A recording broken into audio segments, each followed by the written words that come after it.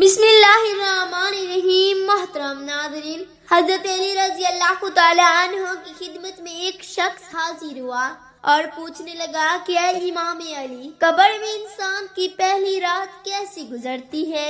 تو حضرت علی رضی اللہ تعالی عنہ نے فرمایا کہ میں نے اللہ کے رسول صلی اللہ علیہ وآلہ وسلم سے سنا ہے کہ انسان کی سب سے مشکل رات قبر کی پہلی رات ہوتی ہے، جب دوسرے انسان، اس کے دوست، عزیز و اقارب، رشتہ دار اسے دفنا کر چھوڑ کر چلے جاتے ہیں تو وہ انسان روتا رہتا ہے، ہر ایک دوست کے پاس آتا ہے اور اسے روکنے کی کوشش کرتا ہے کہ مجھے چھوڑ کر نہ جاؤ، لیکن افسوس اس کی آواز کوئی نہیں سنتا۔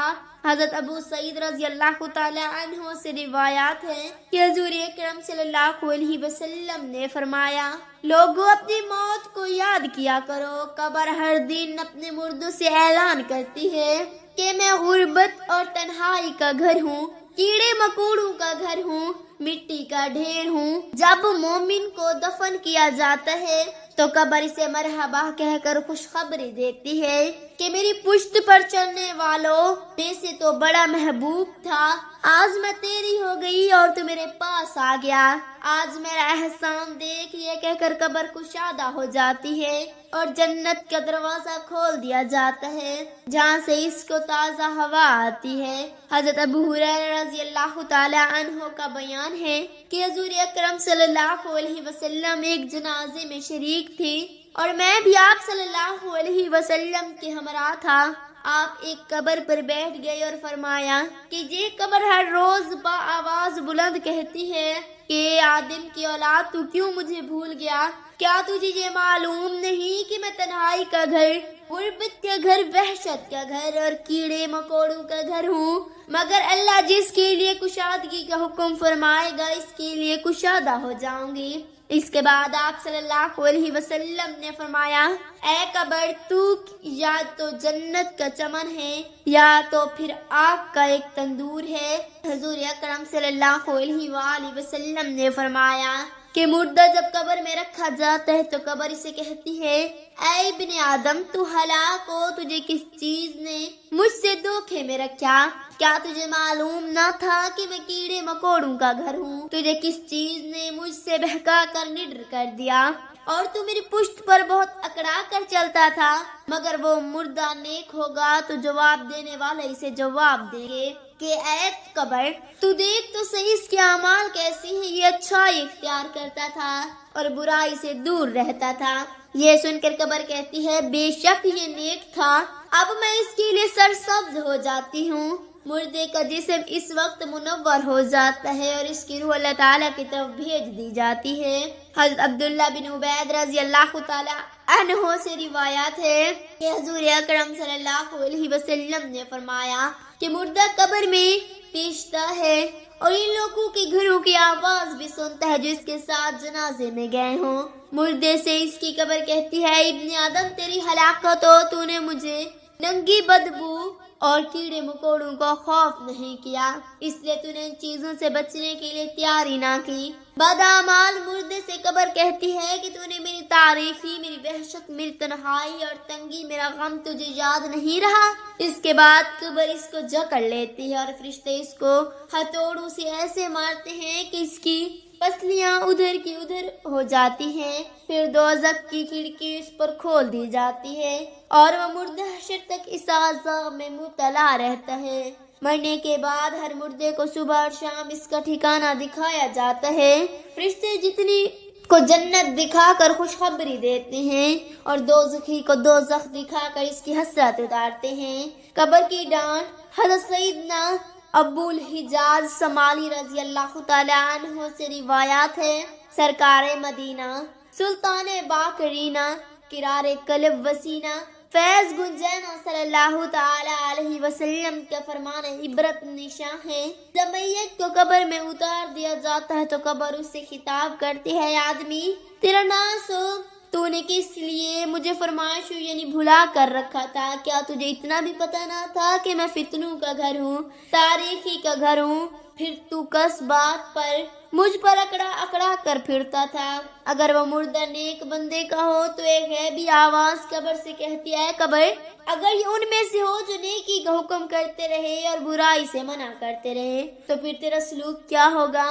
قبر کہتی ہے اگر یہ بات ہو تو میں اس کے لیے گلزار بن جاتی ہوں۔ چنانچہ پھر اس شخص کا بدن نور میں تبدیل ہو جاتا ہے اور اس کی روح رب العالمین عز و جل کی بارگاہ کی طرف پرواز کر جاتی ہے۔ قبر کی پہلی رات میں انسان کو بعض بنیادی سوالات کیے جاتے ہیں، جیسے کہ تمہارا رب کون ہے، تمہارا دین کیا ہے، یہ شخص محمد صلی اللہ علیہ وسلم کون ہے۔ یہ سوالات اللہ کی طرف سے دو فرشتے منکر اور نکیر کرتے ہیں۔ اگر انسان ایمان کے ساتھ زندگی گزارتا رہا اور دین پر قائم رہا تو اللہ کی توفیق سے ان سوالات کے صحیح جواب دے گا۔ ایسی صورت میں اس کے لیے قبر کو جنت کے باغوں میں سے ایک باغ بنا دیا جائے گا اور وہ آرام و سکون میں رہے گا۔ لیکن اگر کوئی شخص دین سے دور رہا ہو اور اللہ اور رسول کے احکامات سے غفلت میں مبتلا رہا ہو تو وہ ان سوالات کے جواب نہیں دے سکے گا۔ ایسی صورت میں قبر اس کے لیے جہنم کے گھڑوں میں سے ایک گھڑا بن جاتی ہے اور وہ قبر میں مبتلا رہتا ہے۔ قبر کی پہلی رات اور دن کے تجربات انسان کی دنیاوی زندگی کی تیاری اور آخرت کے اعمال پر خصوصی ہے، اس لیے مسلمان کے لیے ضروری ہے کہ دنیا میں نیک اعمال کرے، اللہ کی عبادت کرے اور دین اسلام پر مضبوطی سے عمل کرے تاکہ قبر کی پہلی رات اس کے لیے آرام و سکون کا ذریعہ بنے۔ یہ سوالات اللہ تعالیٰ کا حکم سے کیے جاتے ہیں تاکہ معلوم ہو سکے کہ انسان کا ایمان اور اس کی زندگی کیسی تھی۔ اگر انسان دنیا میں ایمان اور تقوی کے ساتھ زندگی گزارتا ہو تو اللہ تعالیٰ اسے توفیق عطا فرماتا ہے کہ وہ صحیح جوابات دے سکے۔ فرشتے اس کے جوابات سے مطمئن ہوتے ہیں اور پھر اس کی قبر کو جنت کے باغوں میں سے ایک باغ بنا دیا جاتا ہے۔ اس کو وہاں سکون اور خوشی عطا کر جاتی ہے اور قیامت تک وہ راحت میں رہتا ہے۔ اگر انسان اللہ کی نافرمانی اور دنیا کی محبت میں گرفتار رہا اور اس نے دین پر عمل نہ کیا تو وہ سوالات کے جوابات نہیں دے سکے گا۔ فرشتے اس پر عذاب کے احکامات نافذ کرتے ہیں اور اس کی قبر تنگ ہو جاتی ہے اور اسے مختلف عذابوں کا سامنا کرنا پڑتا ہے۔ حدیث میں آتا ہے کہ نافرمان شخص کی قبر کو جہنم کے گھڑوں میں سے ایک گھڑا بنا دیا جاتا ہے اور اس کو وہاں تکلیف کا سامنا کرنا پڑتا ہے۔ قبر کے امتحان میں یہ یاد دلاتا ہے کہ دنیاوی زندگی میں اللہ کی عبادت اور اس کے احکامات پر عمل کرنا چاہیے اور زندگی کو آخرت کے لیے تیار کرنے میں گزارنا چاہیے۔ قبر کے امتحان کی کامیابی کے لیے ضروری ہے کہ ہم ایمان پر مضبوط رہیں، اپنی زندگی میں تقوی اختیار کریں اور نیک اعمال کریں تاکہ ہم اس محلے میں کامیاب ہو سکیں۔ اللہ تعالی ہم سب کو قبر کے امتحان میں کامیابی عطا فرمائے، ہمارے آخرت کی بھلائیاں نصیب فرمائے۔ ترجمہ کنز ایمان۔ اور بے شک ظالموں کے لیے اس سے پہلے ایک عذاب ہے۔ اس آیات کی مزید وضاحت کے لیے یہاں کلک کریں، یعنی دونوں جہنم کے عذاب سے پہلے ایک عذاب ہے اور اس سے مراد عذاب قبر ہے۔ حضور نبی اکرم شفیع معظم صلی اللہ تعالی علیہ وآلہ وسلم نے ارشاد فرمایا، عذاب القبر حق یعنی عذاب حق قبر ہے۔ عذاب قبر کے بعض اسباب سیدنا قتادہ رحمۃ اللہ علیہ فرماتے ہیں، عذاب قبر کے 3 حصے ہیں۔ 1/3 عذاب پیشاب سے نہ بچنے کے سبب، 1/3 غیبت کے سبب اور 1/3 چغل خوری کے سبب ہوتا ہے۔